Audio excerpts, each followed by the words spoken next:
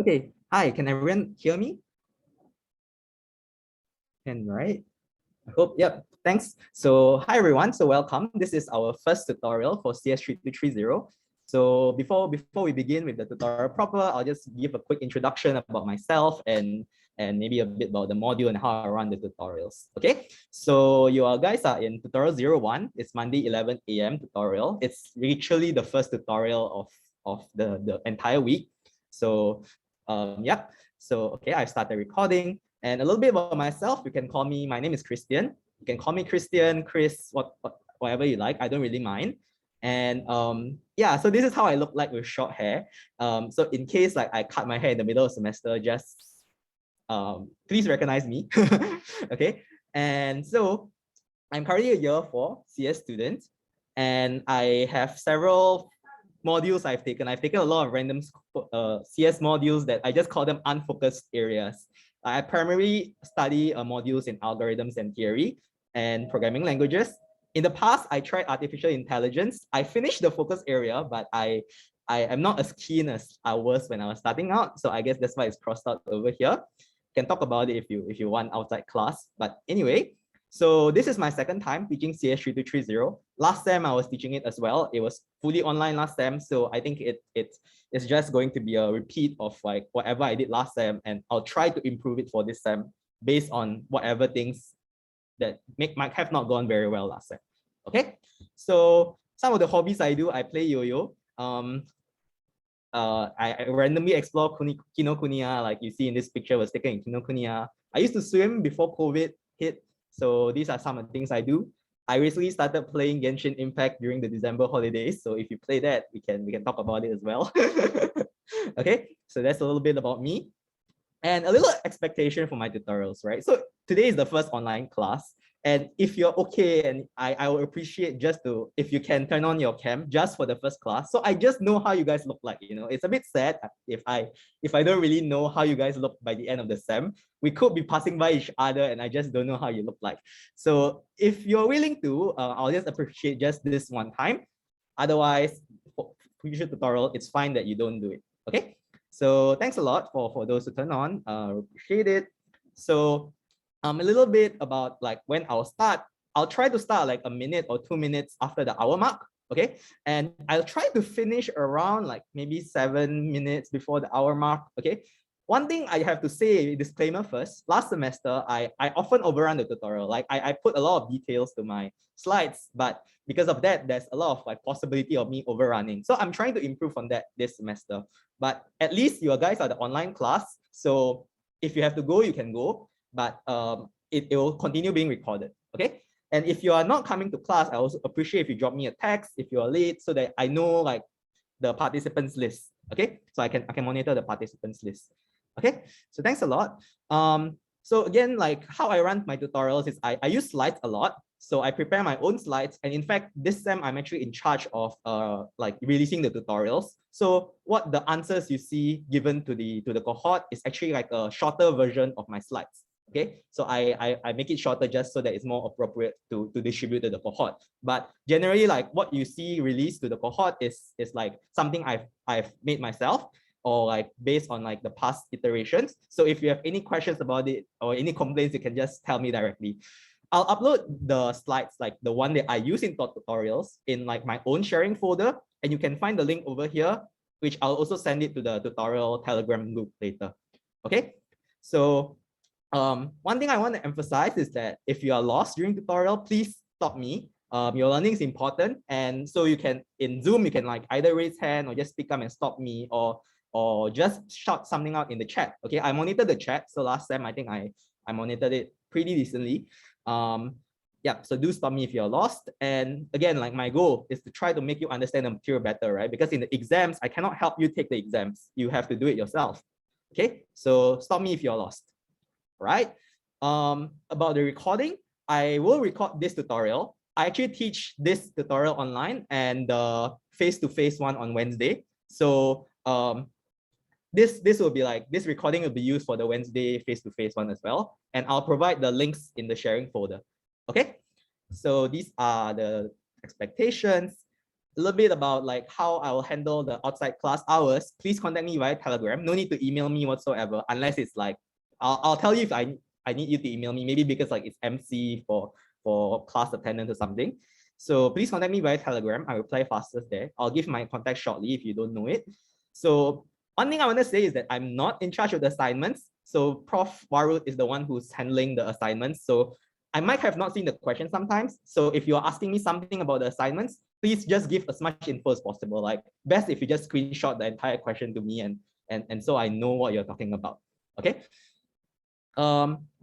I mean, I'm okay with people PMing me, but if possible, please do discuss in our Telegram group as well, because there are a lot of students I have to handle and I cannot just answer every single one of you all the time. Okay. And again, some of you might have the same question, so it benefits each other, right? So I'll reply when it's appropriate. I'll try to reply as soon as I can, within 24 hours, but in case in busy periods, you know, like midterms and everything, I will try to at least like tell you, I'll get back to you like maybe in within 2 days or something like that. Okay, so I hope you understand about this part. Consultation hours, right? So I know some of you might be confused with the tutorial material, or like you just don't understand what the lecturer is trying to say. So what I do is that I'll stay back for 30 minutes for both my tutorial classes. So meaning like after the tutorial ends, I'll be around for the next 30 minutes. And if you have further questions, just talk to me then. All right. And in case like you just want to talk to me before class, I'll try to open the meeting like 10 minutes before. I'll just yeah, open for questions if you like. So if you can, do ask during consultation hours rather than text, because that's a slot I really just dedicate to answer questions. Okay. And or if you want, you can always schedule a separate time to call me. Like I can send a Zoom link and we can have a one-to-one if you like. Okay.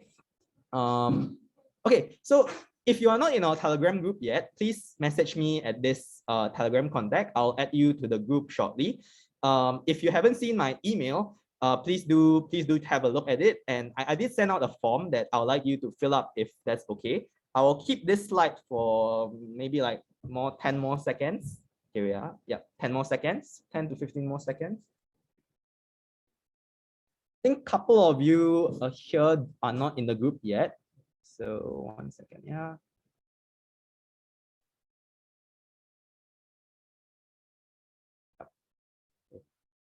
Anyone need more time? Or maybe I'll just put my handle in the chat. Okay, so that's my handle. So please PM me if you want to be added to the group. Okay, then if not, for today's tutorial admin, please check you have received an Archipelago invite over your NUS email. So you can try find it if you find it in junk if you cannot find it. Okay, so it's just mostly for me to interact with you, like see what your answers are and see whether you understand things properly. Okay. I'll slow down maybe if I notice a lot of people are not understanding things. One thing is that I want to re-emphasize this because a lot of people wanted a consistent Zoom link. So for today, it was available on Luminous Conferencing. For next week onwards, I'll send a new link and we'll just use that link throughout the semester. Okay, is that okay with everyone? If anyone has any complaints, just tell me. Okay, so remember next week tutorial, we'll just use the same Zoom link throughout. I'll send it to you separately. Okay. So anyone have any questions? That's the end of the intro. We spent a bit of time on it, but that's fine.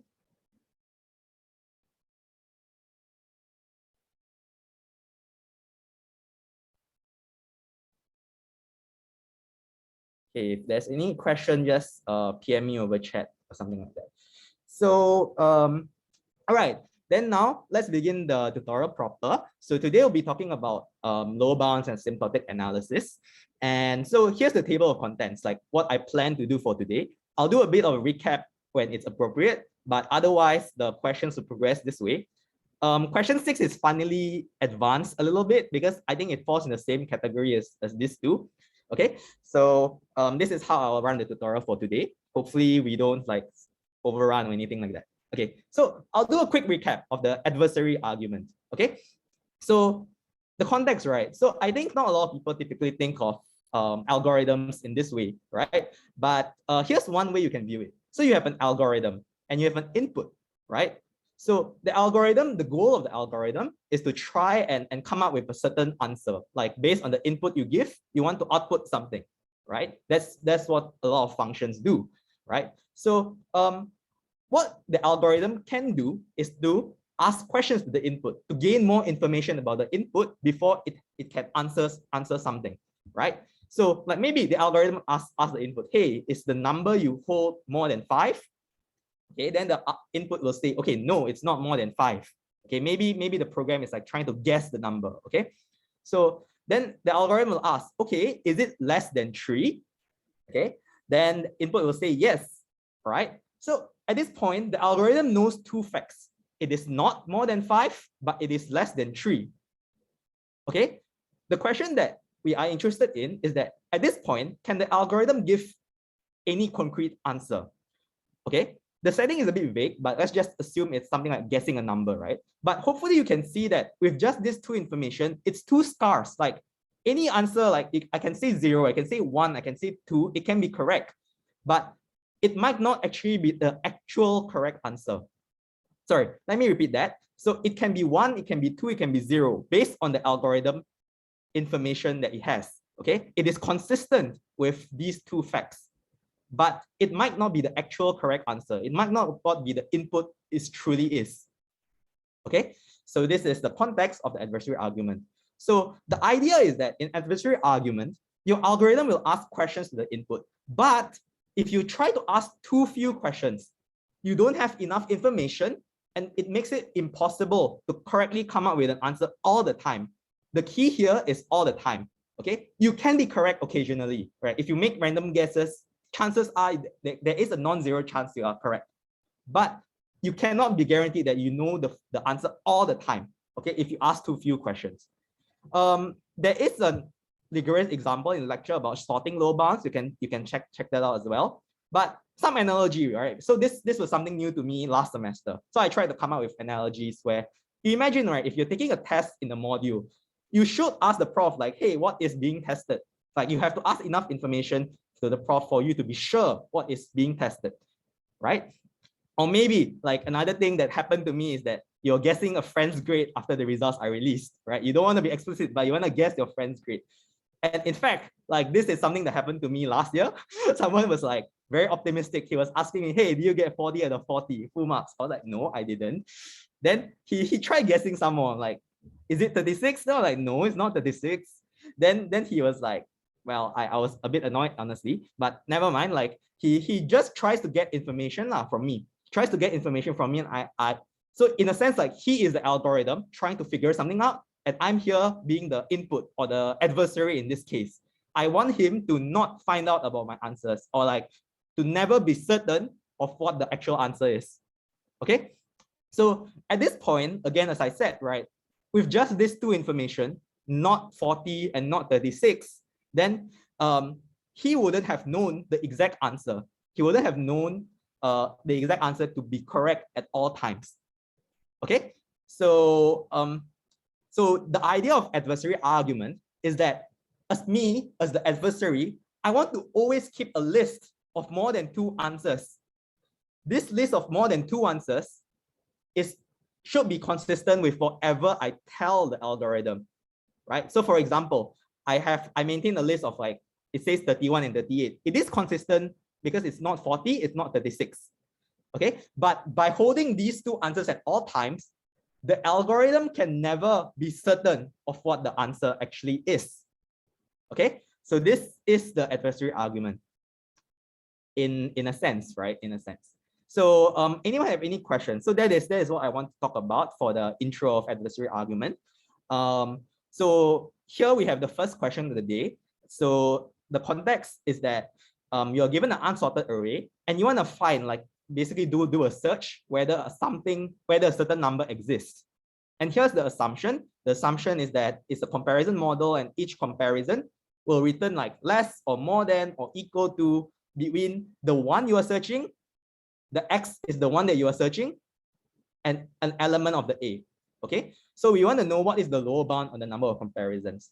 I think this is a pretty intuitive question to start. So please just fill in what you think in Archipelago. Let me just give you a minute or two.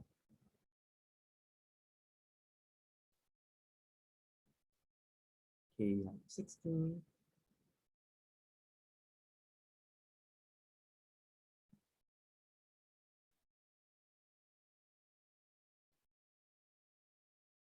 Okay.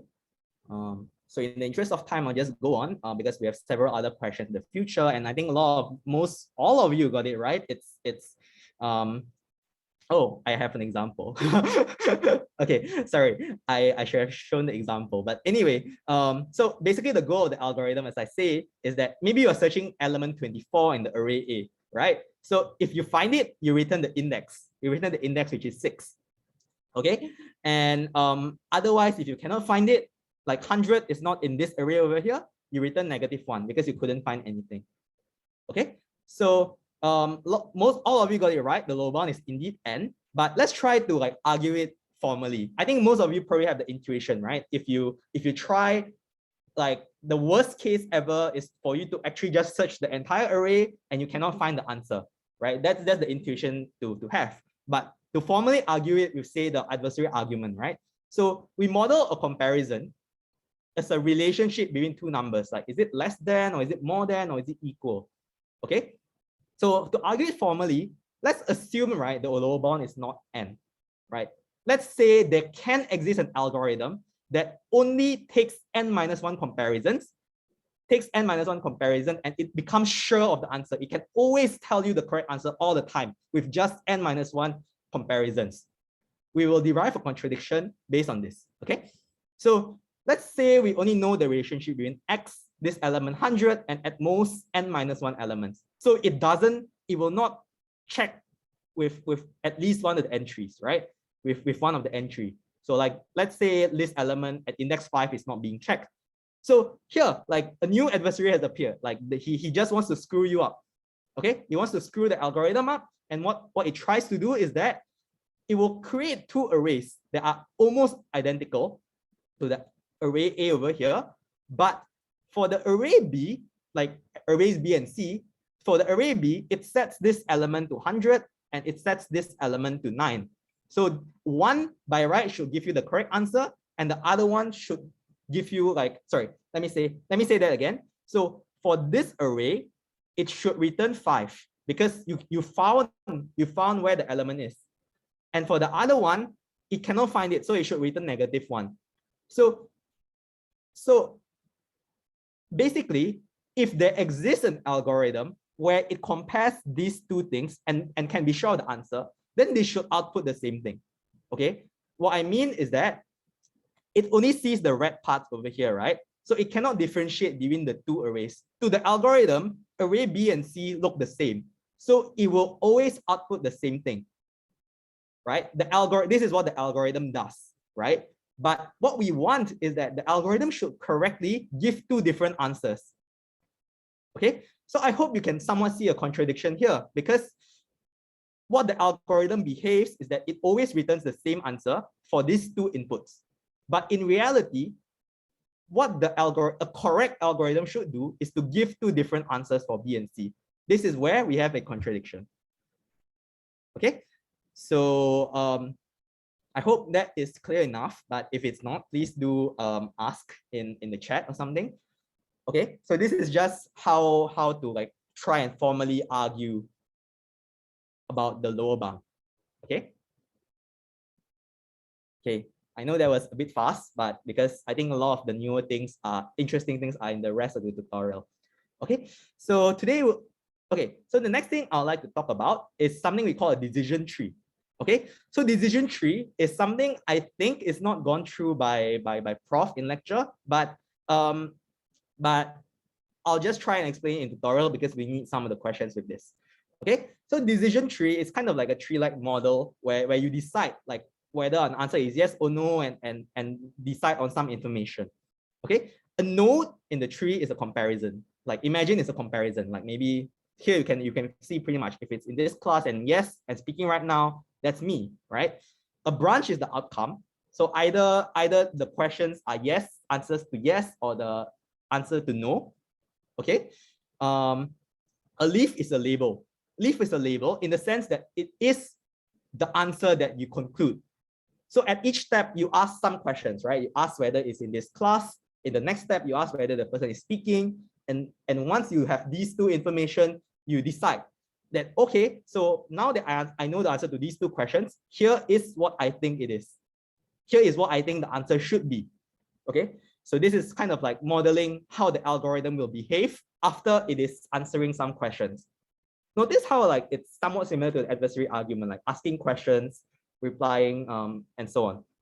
Okay, so today I'll try to give a different perspective of sorting first. Like, why is it sorting lower bounded by n log n?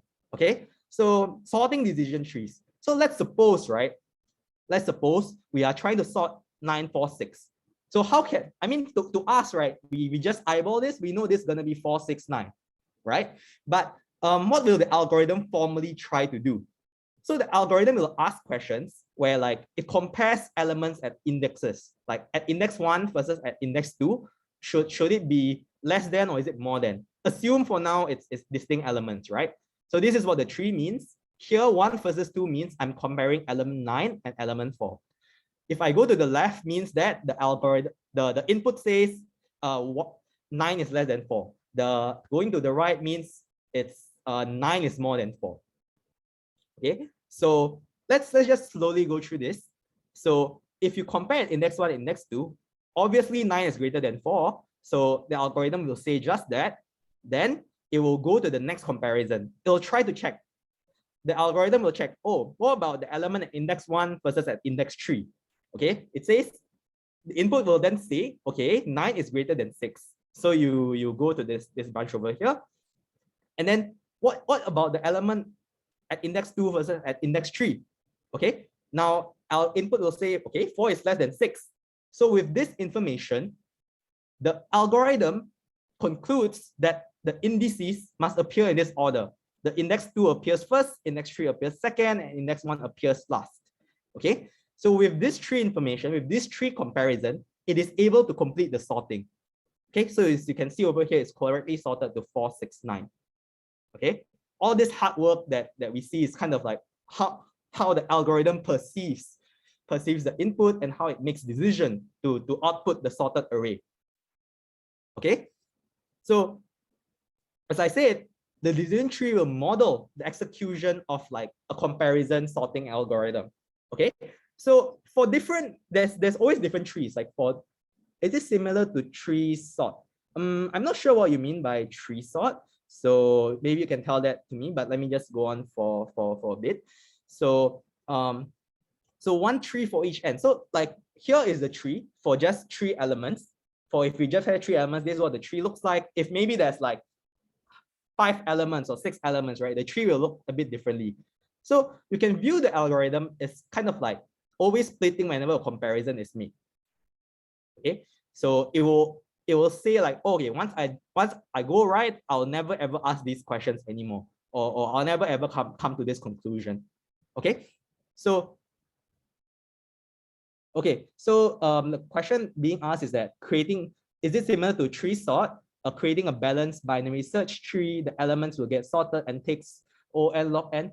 It's a bit different, I'll say, because what you're proposing is like a concrete algorithm on how to sort elements, right? So this is more on like what the algorithm will do to compare, like given the entire input, then it will, this is what the algorithm will try to ask the input in order to come up with an answer. Okay, so let me go on. So based on this tree over here, the runtime of the algorithm, you can think of it as the length of the path taken, right? So within 3 steps, like 1, 2, 3, it concludes the answer should be 2, 3, like sort the indexes in this order, 2, 3, 1. Okay, but however, it can also conclude within 2 steps. Like for example, 1, 2 over here. If for example, the comparison goes left and then goes left again, then it concludes that it's already sorted, like 1, 2, 3, that's it. The index should be sorted in like index 1, index 2, index 3. Okay, so worst case running time is basically the height of the tree, right? So it can sort within like 2 steps or within 3 steps, but the worst case running time is the height of the entire tree. Okay. Okay, so any questions so far?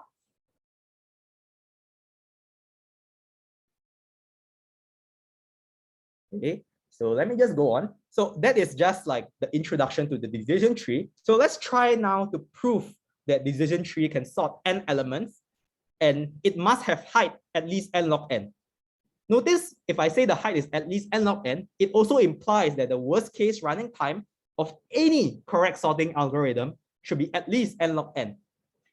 Okay, so let's recall some properties of trees. So a height h binary tree has at most 2 power h leaves. Okay, so you can try to prove this using mathematical induction, but leave it as an exercise. But let me just give you an intuition of like what I mean. So like here the height is 1, right? So there's at most 2 power 1 leaves. So here the height is 2, then there's at most 2 power 2 leaves. So this is what the claim is saying. Basically this picture over here. Okay, so the second thing, the decision tree must contain n factorial leaves. Why? It's n factorial because basically when you're sorting, right, any permutation of the input array is a possible answer. Remember, the algorithm at this point doesn't know how should it sort the actual input. Okay, because it doesn't know, any of the n factorial permutations is possible. And recall that the leaves is the outcome of the sorting.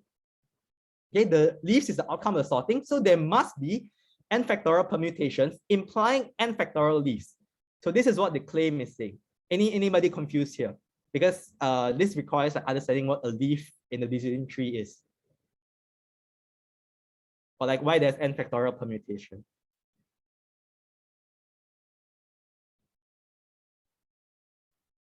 Okay, if not, then I'll go on. So now, again, recall, the worst case running time is the height of the decision tree, right? So the height of the decision tree. So what we want to know is that what is the minimum height, right? What is the minimum height of the tree? What is the minimum height of the tree? And so how do we relate the n, the elements that we have with the number of leaves? And the h, sorry, and the h. Okay, so given the leaves, right? I know there are n factorial leaves. And I know that any height h binary tree has at most 2 power h leaves. So these two claims will relate the number of leaves with the height. Okay, so these two claims combined says that I have n factorial leaves and I know it is upper bounded by 2 power h. Okay, so now we try to solve this. Okay, so there's going to be a bit of math involved, but let me go through it a bit slowly here. So first of all, what you do here is you take logarithms on both sides. Okay, so you take log 2 on both sides. So it'll look something like log n factorial less than equals to log of 2 power h. But because this is log base 2, log base 2 of 2 power h just becomes h. So this is what's happening over here. Okay, so this is the first step. Secondly, okay, so this is something that you might not be introduced in lecture. If it wasn't, then here is something we call the Stirling formula. Don't need to panic. It looks scary, but you don't really need to know. Just know it exists. Don't need to memorize it. Okay, just put it in your cheat sheet or something. Okay, just know it exists. And so just trust me that here, n factorial, you kind of like use a Stirling formula to lower bound this quantity over here. Okay, then next up, what you do is, okay, so notice how over here, I skip a bit of step, but here, right, the n goes out, you become n log of n divided by e. Then this one over here, by the logarithm rules, this becomes log n minus log e. So this is how you get this thing over here. Was that too fast? Anyone confused about the math?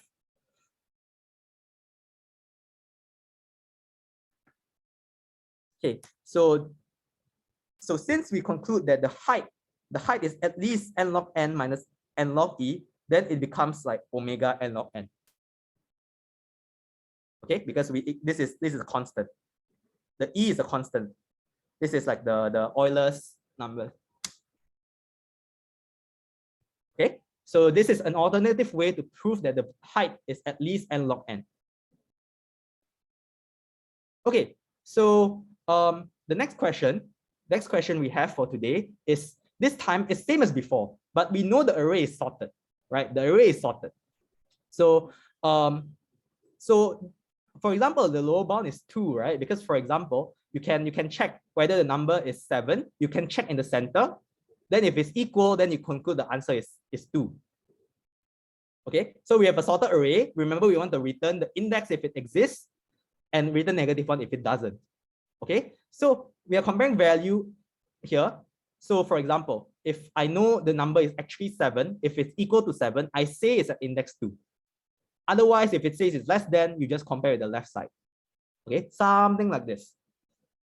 Okay, so again, remember the leaf label is to decide which are the position in the array. Okay, which index should be the output. Okay, I hope the diagram is clear. So again, like let's give you like a minute or two to answer in the archipelago.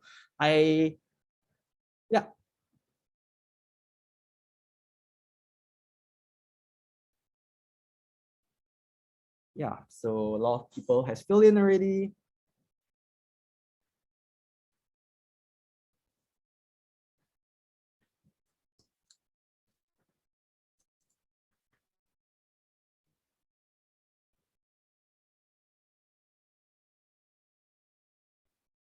Okay, so most of you have answered and indeed have answered correctly.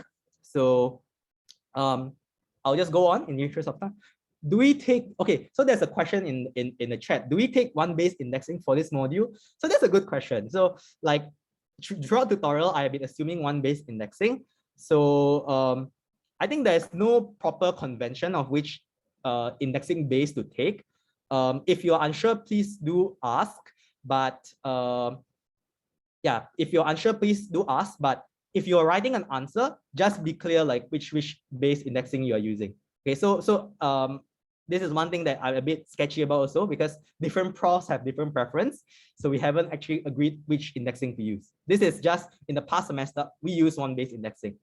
Okay, so yeah, no problem. So okay, the answer is the lower bound is floor of log n plus 1. Some of you might be thinking like, is that plus 1 necessary? Okay, so let's argue that it is indeed necessary. This is like really the tightest it can be. Okay, so to do that, we claim that the tree with height h has these number of nodes. Okay, again, it can be done by math induction, but I won't show it in class. But rather, I'll show a visual idea. So just now, right, the first claim I showed like a few minutes ago was relating the height and the number of these. That was before. Now what I'm claiming is that the height related to the total number of the nodes of the entire tree. Okay, so I claim that it is at most this amount. Okay, and I won't go through the math here, but please do just trust me on this. But basically, if you sum up all the nodes, right, like 2 power 0, 2 power 1, 2 power 2, right? If you use the sum of geometric progression, and I hope if you don't remember it, please revise it. What you know what the geometric progression is. If you use the closed formula, you'll eventually get 2 power 3 minus 1. Okay, so this is the visual idea. Okay, so now what we do, right, is we assume there exists a decision tree with height less than log n. What I'm claiming here is that, let's say the algorithm, just by making comparisons, the worst case is log n. It can decide an answer within log n. What we will do is that basically we are trying to say if the height of the tree is too small, it's less than log n, right? If it's too small, we are missing out on some of these leaf labels. Remember, the leaf labels tell you the index of the answers, right? Like whether it's at index 1, it is index 2, index 3. What I want to claim is that if it's too small, if the height is too small, then we are going to miss out on certain answers. Okay, so this is the crux of the argument. So again, how many decisions were part of our input array can we achieve with just log n depth? What I'm asking is literally a rephrase to the previous thing. Basically, if I have a certain height, which is log n over here, how many possible answers can I give? This is what I'm trying to say here. Okay, so the square nodes, right, were part of our, is the answers, right? The correct answers, index 1 or index 2 or index 3. Okay, so one little observation I want you to make here is that this you can imagine like it creates a tree by itself, like a little tree by itself. Okay, so here, right, if the original tree is height h, right, this is h, then what I'm trying to say is that this little tree is like h minus 1. So these square nodes, which tell you what the answer is, the index of the answers are, form a tree of like h minus 1, height h minus 1. Okay, so now what do we do? So if the entire decision tree has height log n, this is what we are assuming it exists, right? Then this height is log n minus 1. Okay, this is the first thing. Then second thing is we make use of this claim. We have the height h, right? And we want to know how many nodes there are. Okay, so a tree with height log n minus 1, remember the little tree is what we are concerned about because it tells you the index of the answers, right? If it exists. We want to show we are going to have too little answers if the tree is too short. So a tree with height log n minus 1 has this amount of nodes. Okay, so this is literally just substituting the claim. Okay, so it has at most n minus 1 nodes because 2 power log n is just n. Like this minus 1 and plus 1 cancels off. 2 power log n, this is rules of logarithm, but please revise it if you don't remember it. So 2 power log base 2 of n is just n. And now our tree has at most n minus 1 nodes.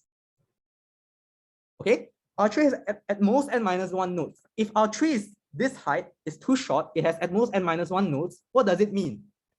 It means that because we only have n minus 1 square nodes, we are missing out on at least one element of the input. Like if this is your array, right? You have one index 1, 2, 3, 4. It cannot, if it makes too few comparisons, it cannot maybe like, for example, ever decide that an element is at index 4, maybe, or maybe at index 2, whichever, but at least one of them must be missed. You must miss at least one of them if the tree height is too short. Is this argument confusing?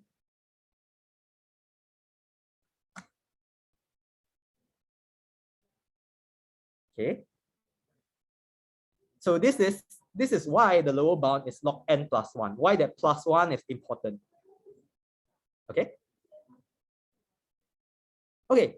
So hope that was bearable.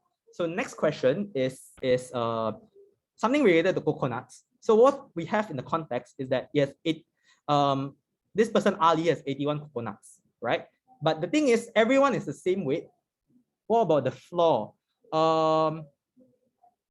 Okay, what about the floor? Let me see.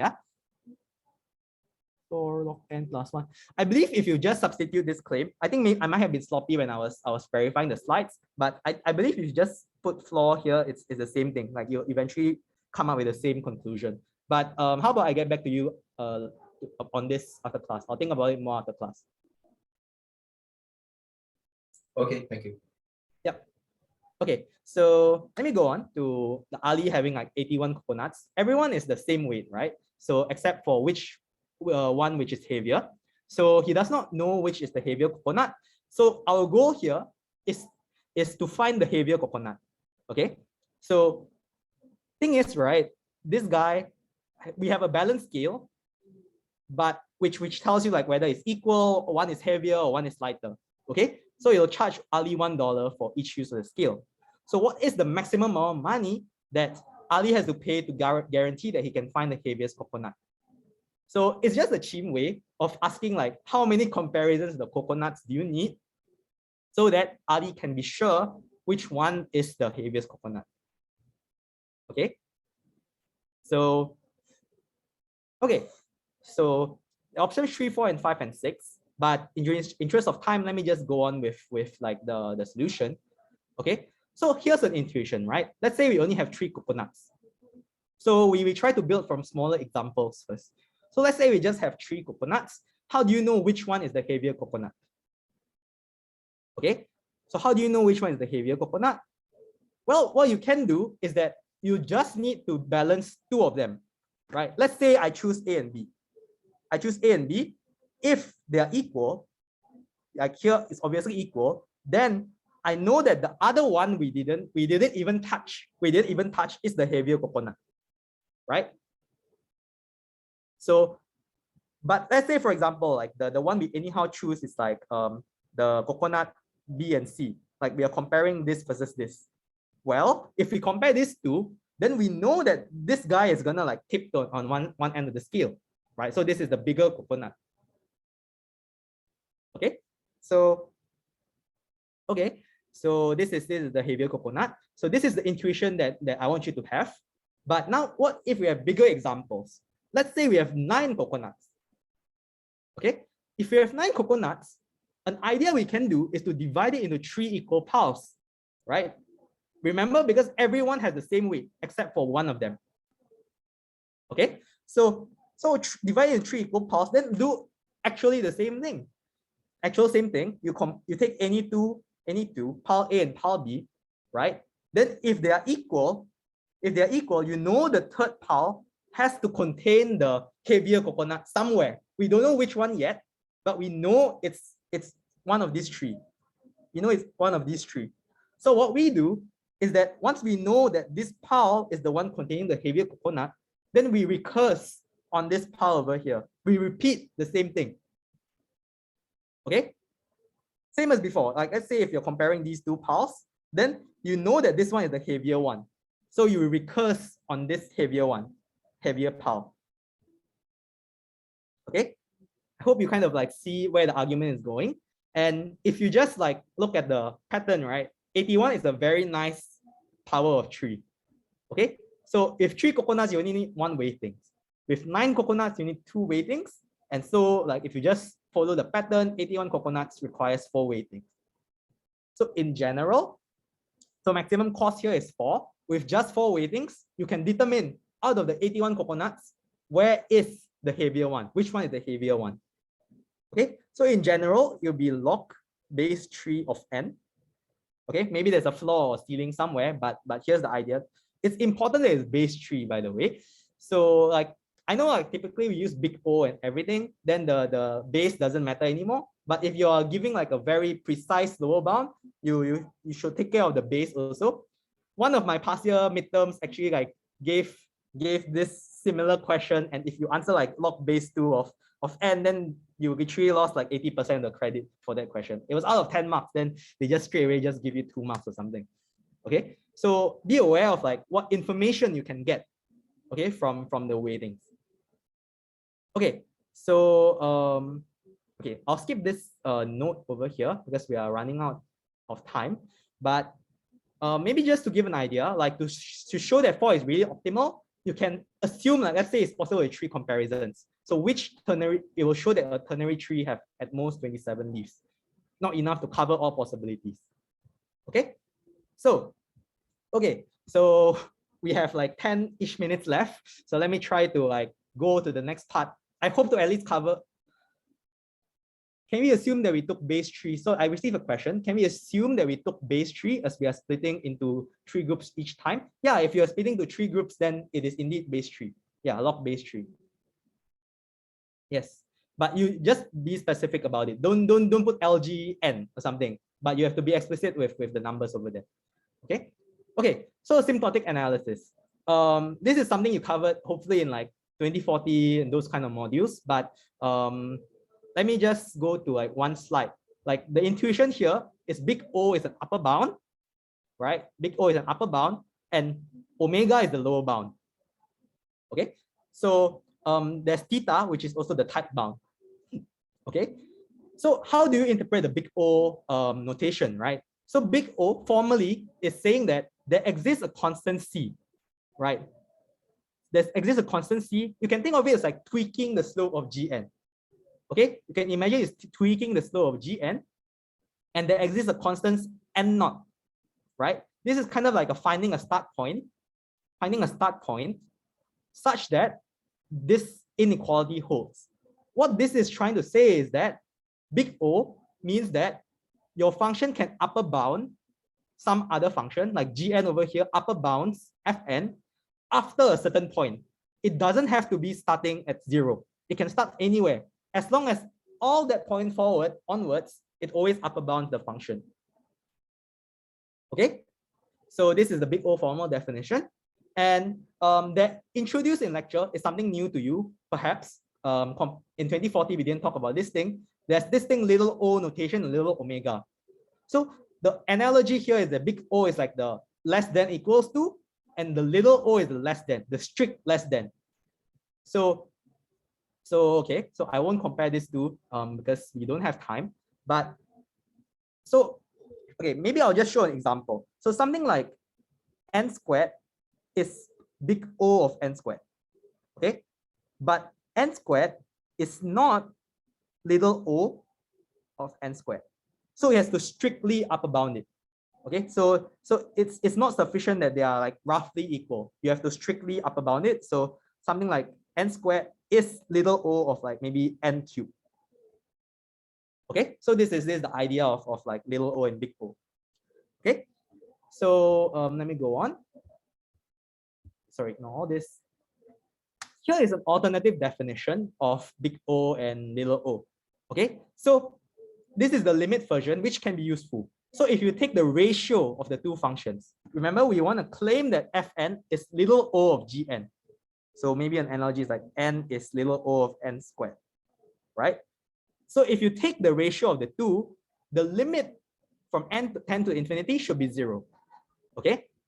The intuition here is that, like, if you compare it, Gn is kind of like so large, Gn is so large that the Fn becomes insignificant. That's why it's exactly 0. Like, this is an intuition I use to understand the little o limit definition. Okay, so what about big O, right? So Fn is big O of Gn. The intuition here again is that, you know, like just now we say it's so insignificant, it becomes 0, right? But what if they are roughly equal? Like for example, over here, 2n squared versus n squared, right? They are roughly equal, right? In terms of big O. So if they are roughly equal, there can be some constant left behind over here. So it allows some non-zero constant. Okay, so as long as it's less than infinity.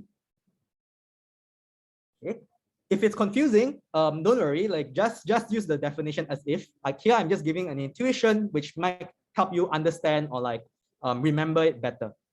Okay, there is the theta and omega version of it as well, which I won't go through. It's kind of like the reverse and the combined.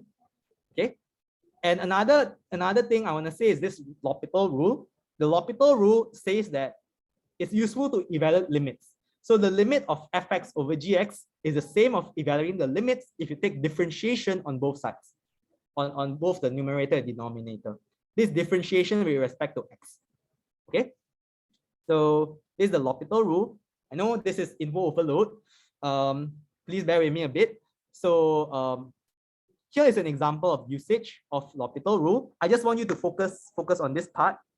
Like when this guy is evaluating this limit, what he does is he takes differentiation, log n becomes 1 over n becomes 1. Okay, so this is the L'Hopital rule. I just want you to focus on this part. Okay, so a useful fact on logarithm and polynomial. Okay, so the logarithm function actually grows very, very, very slowly. Okay, so I claim here that log n is little o of n power k. Okay, this means that log n, the function log n is actually o of little o of n power, like no matter how small the constant is, it can be 0.00001, you know, it's still upper bounds log n at some point. It's very high, but at some point it will upper bound it.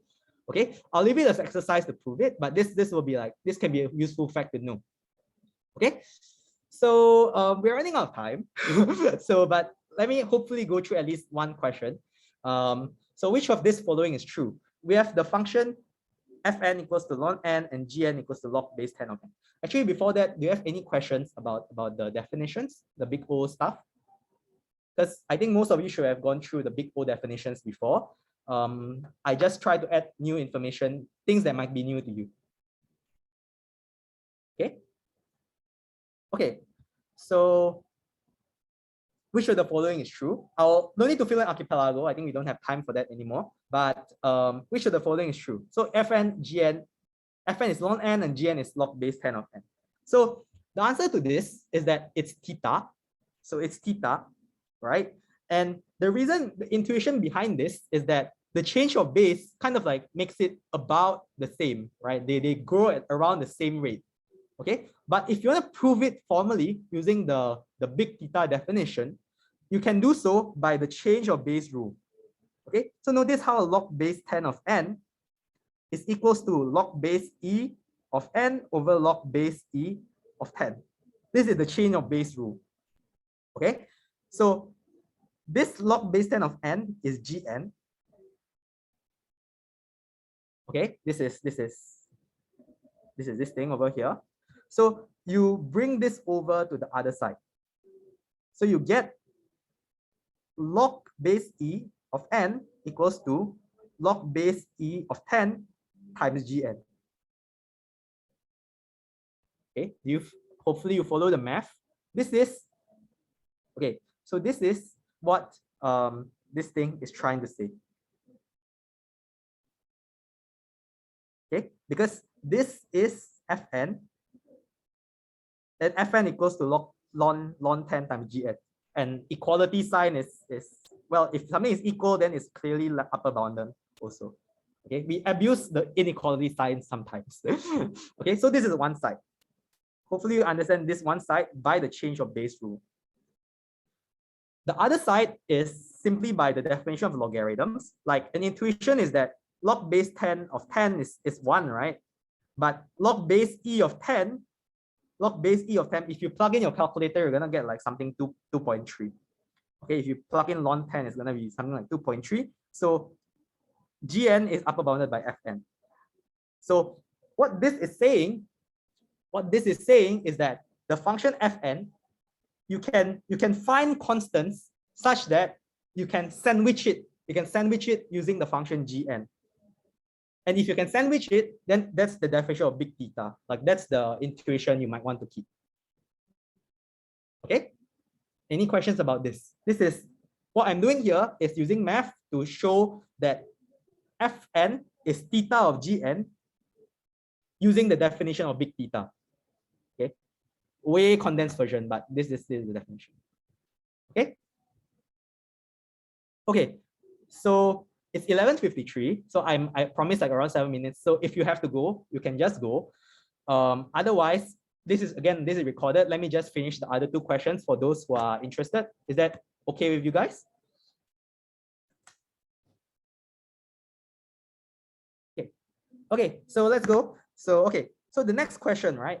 Fn is n power 2.5 and Gn is n squared log n power 4. So okay, I took this from the old tutorial. So the old tutorial uses this notation, but what it means is really like log n but power 4.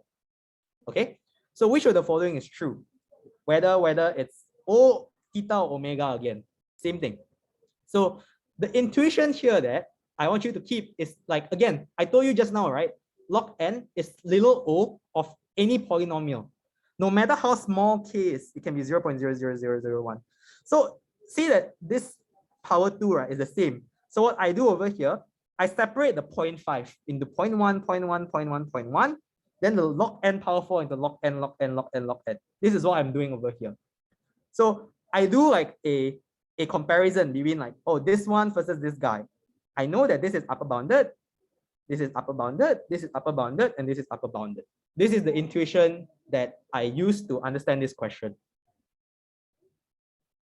Okay, so this means that Fn will grow faster compared to Gn. But our question is whether like, looking at Fn, is it, what is it over here, the symbol compared to Gn? Is it omega, O, or theta? Okay, because Gn is growing slower, this is going to be omega, little omega. Does this make sense? Like this is the intuition, right? You expand it, you separate the terms, and you do a comparison between each of them. So you know that the log n1 is going to grow slower. Okay, so this is the intuition. So that's why it's omega. But if you want to do that formally, you can use the limit definition. by taking the ratio of the two, right? Take the ratio of the two and show that by the definition of L'Hopital rule, limit definition of big omega, you get this limit tending to infinity. Okay. It's okay if you don't see it immediately. I put it on the slides of like the first step that you can do to show this. But you can visit this later. This is like how I would do about showing like the full step if you want to properly prove it. Okay. So hopefully that's okay. If that's not okay, just shout out something. One thing I'll do, like the rest for future tutorials, I might ask you to like give thumbs up over the Zoom so that I know you're okay, but we have no time today. So which of the following is true, right? So Fn is, so this time we have exponentials, 3 power n versus 2 power n. Okay, so okay, so sometimes, right, I think okay, so let me talk a little bit about this first. Exponential is a different case. You know how like n versus 2n, we know that one is theta, right? N is theta, sorry, like something like 2n is theta of n. We know this fact. But why this question is interesting is that, does this apply to exponentials? If I have 3 power n versus 2 power n, does it apply? Okay, this is why this question is being asked. Okay, it turns out it isn't really, like this, not the same thing. So here's an intuition why. If you think of trying to compare 2 power n versus 4 power n, right? Let's say Fn here is 4 power n, Gn is 2 power n, right? So notice how if I take 4 power n, this is actually 2 power 2n, right? This is 4 power n equals to 2 power 2n. And by the rules of indices, you can take out this power 2. So you get something like 2 power n, 2 power n power 2. So this means that this is equals to Gn squared.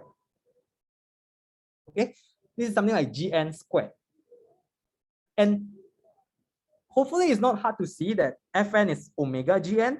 And the reason you can think, like one way you can think about it is how you compare n squared versus n. You know n squared is little omega of n.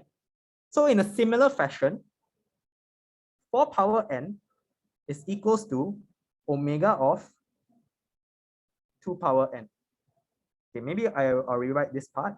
In a similar fashion, 2 power n squared is omega of 2 power n. So this is the intuition that I had when I was first looking at this question.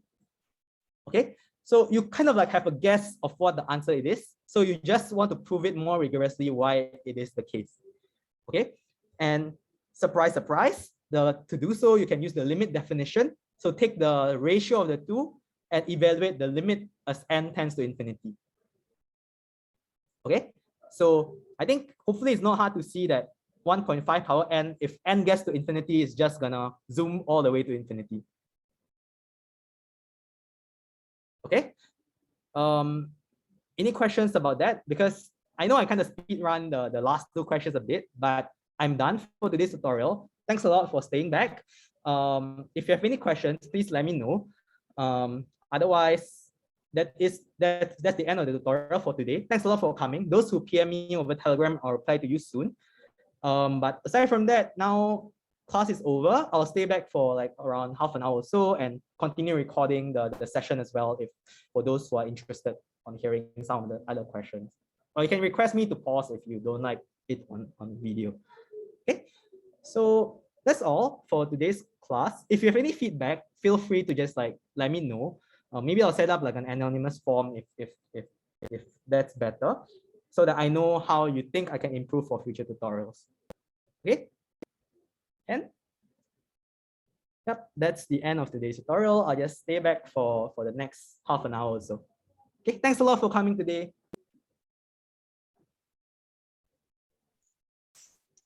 Hello, can I ask a question about question 2? Question 3, is that the coconut one? No, sorry, that's the question 2. Ooh. Okay, yeah, sure. Decision 3 one. Because in the slide, the lower bound for H is n log n, right? Yeah. Then how come the answer for question 2 becomes log n? Oh, okay, I see. So what you're asking is that if I understand correctly, here I'm saying n log n, but how come here the answer is log n? Is that what you're asking? Yes. Okay. So to answer this question, I think it's helpful to, okay, perhaps the reason it's confusing is because this n log n pertains to the sorting problem. Okay, pertains to the sorting problem. And the question 2 that I ask pertains to not the problem of sorting, but problem of searching on a sorted array. So there are two different problems entirely. Perhaps like the reason it's confusing is because I introduced this as a way how to use decision tree. I use the n log n bound to introduce the decision tree and how you can prove things using decision tree. What I had hoped to achieve is that equipped with this knowledge, you know how to apply decision tree to this new problem. I see. I see. So they're like totally two different problems. One is about searching, one is about sorting. Exactly. So one problem here, as I said, is sorting, right? So the outcome, as you notice here, this is the outcome, right? The leaves. So the outcome is how do you permute the array so that it becomes sorted? Okay. This is the decision tree for this problem. For this other problem, the outcome, the leaves over here, pertains to the index. Like, where is the answer? Like, how do you search? This is the index. Does that make sense? Okay, understood. Thank you so much. No problem. Yeah. Okay. So any other questions? If not, I'll try to see if I can derive the log part. Hi, Christian. So, Yeah. So for the decision tree sorting, right? Yep. Let's say if we want to prove the upper bound, which is the big O, it's not going to be n log n, right? Yeah. So the decision tree only tells you that like how should I put it? Like again, because it is worst case running time, right? The height of the tree is the worst case running time. We typically use decision tree to prove lower bounds, right? Because we are interested how we have an n log n sorting algorithm, right? Can we do better than n log n, right? So, well, the answer to that is no, by arguing with the decision tree. And the argument with the decision tree is to show that if your decision tree is too short, is too flat, right, you'll miss out on certain possibilities. If you are asking on like upper bound of the sorting algorithm, well, there are a lot of funny sorting algorithms that researchers have proposed. Like I hope you have heard of BOGO sort. You know, like you just take any random permutation and see if it's sorted. So upper bound, I don't think it's useful to use the decision tree on it, but it rather tells you like what's the running time of the algorithm with this decision tree. Okay. So for usually for upper bound, what data structure would you want to use to prove? For upper bound, so based on my experience, we don't actually use any like fancy techniques like decision tree to prove things. We typically just use like knowledge from our like 2040 or like the 1010 modules about big O. We just study like how the each step what cost does it contribute. Yeah. Okay. So I don't think I have a good answer to that. Otherwise, if you want like maybe like merge sort, right? We use recurrence relations. Like the technique to prove merge sort is, we know this is the recurrence relation. I'm not sure if you have seen this form of analysis before. Yeah. I think it's gonna be gone through this week. I'm not too sure. But so we have this recurrence for merge sort, and we show that it's O(n) log n. Something like this. Like typically, this is the analysis we use for the big O stuff. Just an additional question, right? For the big O, is it saying that for all worst cases of running time is not going to exceed this big O of something? Yeah. So indeed, it is the worst case. So so for that, typically we are interested in the worst case running time, right? So we are typically in the worst case running time. So for merge sort, that means that for all possible executions of, or like the worst possible execution of merge sort. And by worst case, I mean like if I know the worst possible input that kind of like makes the merge sort expensive in a sense. Okay, so it's going to be always upper bounded, as you say, by n log n. But again, a lot of things are hidden by big O, right? So this could be like 100 n log n, or like 1,000 n log n plus n. We don't know. Like this, the big O is hiding away all these constants. It's just trying to say that as n gets very large, we guarantee that it's not going to grow faster than like n log n multiplied by some constant, something like that. Okay. Like, how do we know if the boundary is tight though? Okay. So that is a harder question to answer. So well, typically, let me think. So I think what you are asking is that, let's say I claim merge sort runs in O(n) squared, right? Then how do I know if n squared is tight, or is there a tighter answer? Of course, we know it's n log n, but I think what you're asking is to know whether it's tight or not, right? Yeah, I think finding tight bounds, like tighter bounds, is typically a harder thing to do. One thing is, I guess, experience, like a better analysis of trying to analyze it in a better way so that we use less, let's say, less inequalities, or the inequalities are tighter in general. So, I mean, like, as I said just now, we know it's O(n) log n. But again, like, I think you might be interested, is O(n) log n the tightest?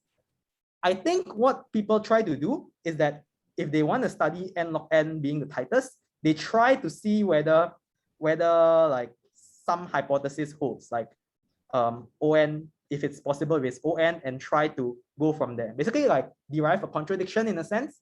So it try to assume it's possible that merge sort run in O(n) time, then probably like they manage to show something that's possible. Yeah, and in our case, for sorting, it is nice to know that O(n) log n is indeed the tightest because of this decision tree argument. We know that any correct sorting algorithm, right, in given any possible input, it's gonna run in like big omega of n log n. Right. Is there any sorting algorithms that can run in upper bounded by n log n? No, right? Then merge sort O(n) log n. Okay. Yeah, correct. Okay, yeah, that's all for me. No problem. Yeah. Maybe an interesting question to ask if you are interested, right? You know how, do you remember insertion sort? Yeah. Yeah. So insertion sort, if the input array is already sorted, if you run insertion sort, it's gonna run in like O(n) time. Yes. Right? So does it, like, the question like to think about is, does it contradict this decision tree? Because the decision tree is saying it's omega n log n, right? Then how come insertion sort can sort something that is like almost sorted in O(n) time? Does the motivation behind the question make sense? Oh. Is there a contradiction somewhere? You know, like, this is what I'm trying to ask. But this lower bound is for all cases, right? It's not for just a specific. Yes. Correct, exactly. So that's what I'm trying to hint towards here, because the lower bound is given any possible input, right? So the insertion sort case is for a specific case of input. So if you want to visualize based on this tree, maybe the O(n) is only specific to, like, it can only like go down to a shorter part of the tree. But if you consider all possible things, it's gonna be like longer. So yeah, indeed, that's what I'm trying to say over here. Okay, yeah, got it. Yep. Cool. Yeah, I'll think about the floor one soon. Or if there's no one else asking any questions, then I might try to think about it now. Okay, so I think I know how to argue about the floor one. So I think what we can argue is that, okay, maybe I'll just, this is impromptu, but to go about like the argument, I feel like we need to make the observation that floor log n is less than log n, right? So yes. I feel that what we can say is that because what we are claiming here is a stronger version, right? we say that even if we tell you we allow you to use a bit more, we tell you that it's impossible. Even if we allow you to do a bit more, like something that is a bit more, right? Like log n over here is higher than floor of log n, then it is already impossible. So anything shorter than that, everything there is not possible. Okay, that's a bit impromptu. So let me go again slowly. So I'm saying here is that I think you're asking why we need the floor, right? Yeah. So because the floor would make it even looser, sort of. Right. So, yeah. So again, I think like how I would try to think about it is that log n, upper bounds like floor log n, right? Our argument over here is saying that everything smaller than log n is impossible, right? So I think the next logical step we can say is that conclude that it's impossible with floor of log n. Okay. So do you follow this part so far? Because anything smaller than log n is impossible. So it implies floor of log n is not possible as well. So if floor of log n is not possible, this is an integer, right? And because we care about the number of comparisons, which is an integer value. So the next possible integer value is you plus 1 to this. Oh. Does it make sense? Oh, but the floor is actually taking rounding down, right? Yeah. So okay, so floor is rounding down, right? So we are rounding down to an integer. Right? So okay, let's maybe like make it clear that when we say number of comparisons, we only take discrete values, right? Integer values. Right? Yeah. So let's say this is log n plus 1. Right? Yeah. So this is log n. The possible logical value before it is like you just minus 1 away from it. Right? Then we are claiming here that, hey, actually, even starting from the midpoint here, you don't need to go all the way to the floor log n. Just somewhere in between the two values, all of this thing is impossible already. Like this thing is all impossible already. Which includes floor of log n. Yes. Okay, so because floor of log n is impossible, the next possible thing is log n plus 1. So the first value that is allowed is floor of log n plus 1. Okay. The proof yeah. Oh, sorry. Because the proof we went through in lecture just now, right, is that the lower bound is log n. Yes. Right. Yeah. So the next possible should be the floor of log n plus 1. Wait. Okay. I forgot. Because in the proof, did we prove the plus 1 part? No. Okay. So we didn't. Okay. Okay. I think I feel like I understand the confusion. So we are saying that this is the smallest it can be, right? So just given this range, we are saying log n is smaller. This is the best you can do. Like this is the first value. Okay, maybe let's I think it's helpful to recap the question perhaps, right?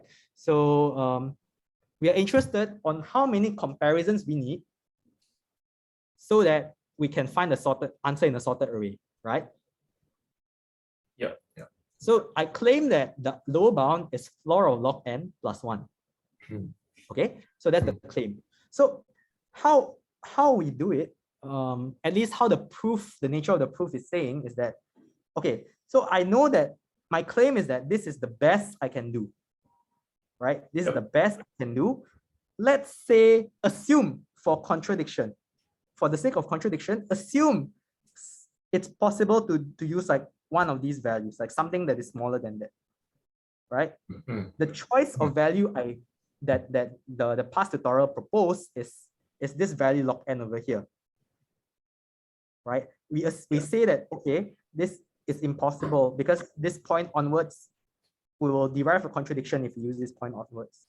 Okay, this is something stronger than saying that it's less than log n. Floor of log n, sorry. Yes. Because floor of log n only covers this region, right? But log n covers more. So because log n, we show that we managed to derive a contradiction by saying, because we managed to derive a contradiction by using the fact that we assume it's possible with some value less than this, So that means the next possible thing to use is the next integer value after log n. Oh, I got what you mean. Yeah, which is Right. floor of log n plus 1. Right. We are relying on the fact that log n always lies between floor of log n and then the floor of log n plus 1, right? Yes. And yes. we I don't know like where the idea comes from, but we started off with log n instead of floor of log n. Okay. Yes. Okay, yes. then we can. I think yes. Cool. Exactly. So I think like one reason why the original tutorial sheet uses log n is because it's probably simpler to argue this part over here. 2 power log n equals to n exactly, rather than arguing like 2 power floor log n equals whatever. I think this is why they use the log n. Yeah, it's easier to evaluate, right? Yeah, easier to argue. Yeah, but I can see like if you're very careful about the argument, then indeed like I'm missing a bit about that last bit that I just explained here. Okay, yeah, it's very clear now. Yeah. Okay, that's great. Yeah. Thanks for asking. All right. I guess that's all. Yeah. Okay. Thank you so much, Kristen. No problem. Okay. See you for next tutorial. See ya. See ya. Okay, so first tutorial that's over. So yeah, let me stop the recording now.